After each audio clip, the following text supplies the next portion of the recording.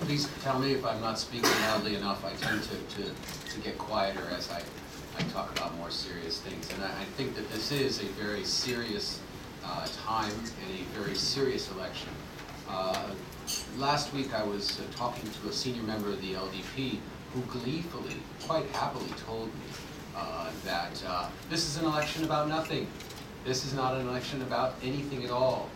And I thought that was rather inappropriate for him to be telling me that, first of all, because I blab about everything that I hear, but also because it was far too honest, and honesty is not the best policy all the time. We had, on December the 4th, a major shock in terms of the results of these massive polls that were conducted by the media organizations of hundreds of thousands of persons asked all over the country how they will be voting, which turned what had been an election where ideas were clashing and the opposition seemed to be rising to the occasion into, oh, it's over already. This one's decided. The numbers of seats that were projected and are projected for the LDP are close to 300, which would give it, would put it within shouting distance by itself of having a 2/3 majority in the House of Representatives, and therefore the ability to override the House of Councilors and introduce to the House of Councilors amendments to the Constitution without even consulting the Komeito.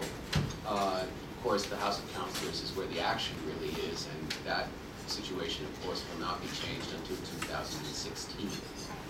But these numbers, where the main opposition, DPJ and the Ishin no To, even after consolidation and cooperation and working together, seem to have virtually no electoral effect. This was quite shocking. At least to some of us. Some people probably were in on it, probably the members of the Kante who thought it would be a good idea to have an election had numbers like these privately and were simply happy that they had been right.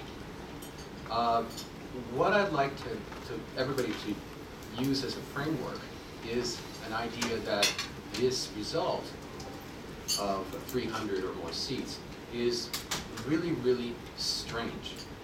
It's really, really odd. And it's because there seems to be, what is it, a mystery. There's the famous saying about the Soviet Union, a mystery enveloping a conundrum all wrapped up inside an enigma. In this case, here's the way I'm looking at it. The conundrum is the Abe cabinet in its popularity ratings is more popular than any of its policies.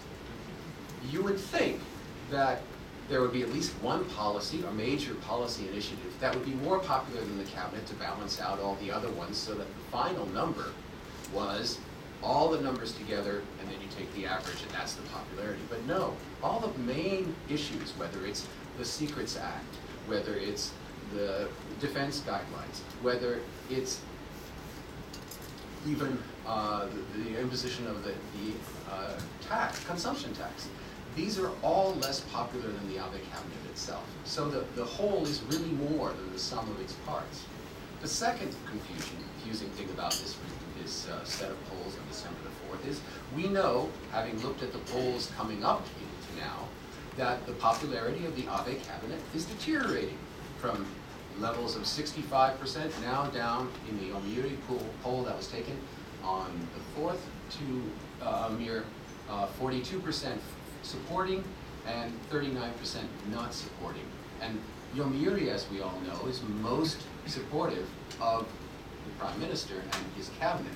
Other polls, such as Kyodo, have found, in fact, that the do not support now exceed the support levels. And finally, we have this issue of these final vote tallies showing a massive turnout for both the LDP and, well, basically the Abe cabinet, despite all the negatives. How is this possible? Well, the only thing I can explain it through is turnout. Turnout is really crucial In the 2009 election, 70 million people turned up to vote. And I'm going to just look down and get some numbers so that people can, no, you're going to quote me, so I better get it right. Yeah, just over 70 million people voted. 33 million for the DPJ, 27 million, please remember that number, for the LDP candidates. In 2012, there were 59.6 million people, about 60 million people voting. 13.5 for the DPJ, and 25.6 for the LDP. Yes, fewer votes than in 2009 went to LDP candidates in 2012. Yet, in 2009, those 27 million votes generated 64 seats, about 430,000 votes per seat. Whereas in 2012, 25.6 million votes kicked out 227 seats for an average ratio of only 110,000 votes per seat. Turnout in the system that we have of first past the post in the single member districts and the D'Hondt system in the proportional normally is supposed to turn out two large parties, basically the same, working from different policy standpoints. But what we have in Japan now is something completely different. One gigantic party and a lot of small ones. And it turns out this system, which was specifically designed and theoretically tested, was going to create two parties, did not do so. And it seems we have discovered a new equilibrium for this kind of political system. I'm going to stop there and let Mr. Toshikawa take over, but what I do want to stress is that even though Abe himself may not be the dream date that everyone is looking for, this is not the Koizumi election of 2005, he's going to do better. And that's basically because of people not showing up to the polls.